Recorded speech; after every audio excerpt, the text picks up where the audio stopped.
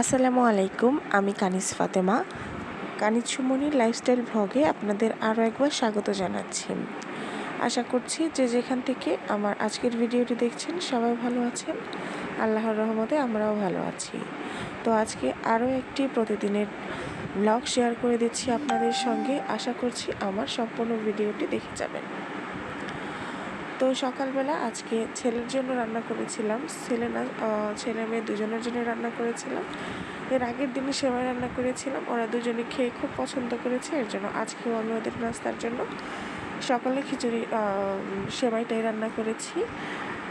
আর হচ্ছে দুপুরের জন্য আমি রান্না করে নিচ্ছি আজকে আলু ভাজি করব, আর হচ্ছে রুই মাছ ভুনা করব। আর এই যে আলুটা দেখতে পাচ্ছেন, আমরা কিন্তু সাধারণত এইভাবে আলু কেটে ভাজি করি না। আমরা সেখানে মানুষ আসলে এইভাবে কখনোই আলু ভাজি খাই না। আমার মনে হয় যেটা চিকন চিকন করে কেটে খাওয়া হয়। তো এইভাবে আলু ভাজিটা আমি শিখেছি আসলে উত্তরবঙ্গের মানুষের কাছ থেকে।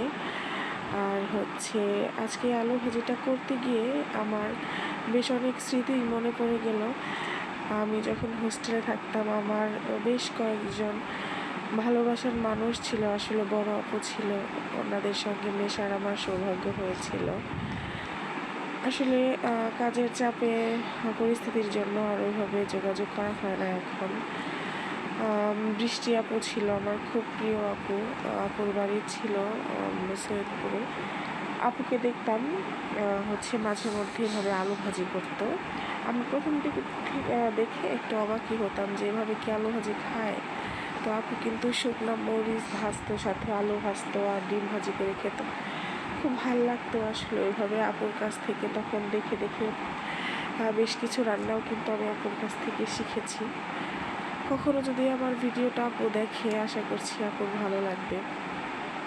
আর আজকে এইভাবে আলু ভাজি করেছি, আমার কাছেও খেতে ভালো লেগেছিল। আর সময়ের জন্য আমি দুপুরে আসলে শুকনো মরিচ বা ডিম কোনোটাই ভাজি করতে পারিনি, কিন্তু রাত্রে আমি এটা অবশ্যই করেছি, মিস করিনি একদমই। আর এই তো কথা বলতে বলতে আমি কিন্তু মাছটাও ভুনা করে ফেলেছি। আর এই মাছ ভুনাটা হচ্ছে আমার আম্মুর হাতের স্পেশাল মাছ ভুনা। আমার আম্মু সবসময় মাছ এভাবে ভুনা করে।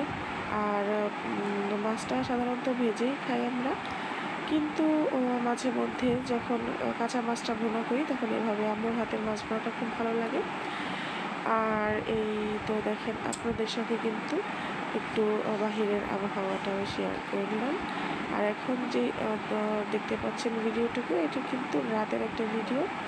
ওই যে বললাম আমি হচ্ছে আলু ভাজির সঙ্গে আজকে একটু ডিম পোচ খাবো।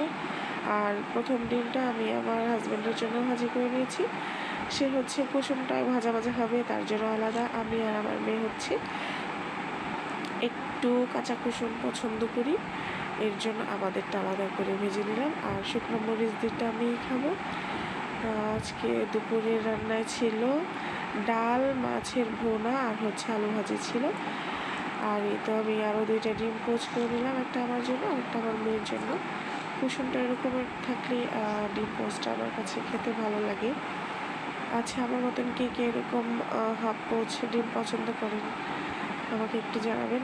আর এই পর্যন্ত যারা আমার ভিডিওটি দেখছেন, একটা লাইক দিতে ভুলে গিয়েছেন। কাইন্ডলি আমার ভিডিওটি যদি ভালো লাগে একটা লাইক দিয়ে যাবেন, কারণ আপনার একটা লাইকের মাধ্যমে অন্য আরও একজন আমার ভিডিওটি দেখতে পারবেন। আর আপনার যদি এই ধরনের ভিডিও দেখতে ভালো লাগে, চাইলে আমার চ্যানেলটা সাবস্ক্রাইব করে রাখতে পারেন, যাতে পরবর্তীতে এরকম ভিডিও আপনি আরও দেখতে পান। আর এই তো ডিম পোচ করতে করতে তাকিয়ে দেখি হচ্ছে আকাশে নতুন চাঁদ উঠেছে। আর আমার রান্নাঘর থেকে কিন্তু দিনে এবং রাতে খুব সুন্দর আলো আসে। দিনের বেলা কিন্তু আমি এটা ওটা রোদেও দিই সুন্দর। ওই যে আজকে যেমন দুপুরবেলা একটু শুকনো মরিচ রোদে দিয়েছিলাম। আর হচ্ছে সন্ধ্যার টাইমে আমি আমার ছেলের জন্য এখানে একটু সুজি রান্না করে নিচ্ছিলাম। ওকে আমি সুজিটা খাওয়াই হচ্ছে ওর যে ফর্মুলার দুধটা দেওয়া হয়, সেটা দিয়ে আমি সুজিটা ওকে রান্না করে খাওয়াই। আর যেহেতু ছোটো একেবারে, এর জন্য গরুর দুধটা তেমন দিই না, তবে মাঝে মধ্যে একটু ট্রাই করছি পানির সঙ্গে মিশিয়ে দেওয়ার জন্য এটা রান্না করে। আর সন্ধ্যার সময় আমাদের ভাইয়া হচ্ছে একটু বাহিরে গিয়েছিল, আসার সময় এটা আমার জন্য মজাদার একটা নাস্তা নিয়ে আসলো। এটা আমরা আমাদের এলাকায় বলে থাকি হচ্ছে গজা। আপনারা কে কী বলেন অবশ্যই জানাতে পারেন আমাকে। আর আসার সময় পুঁই শাক নিয়ে এসেছিলো, আমি বলে দিয়েছিলাম পুঁই শাকের কথাই। তো এই তো শাকটা কিন্তু খুবই ফ্রেশ ছিল। আর হচ্ছে আগামীকালকের জন্য আমি শাকটা পরিষ্কার করে রেখে দিব।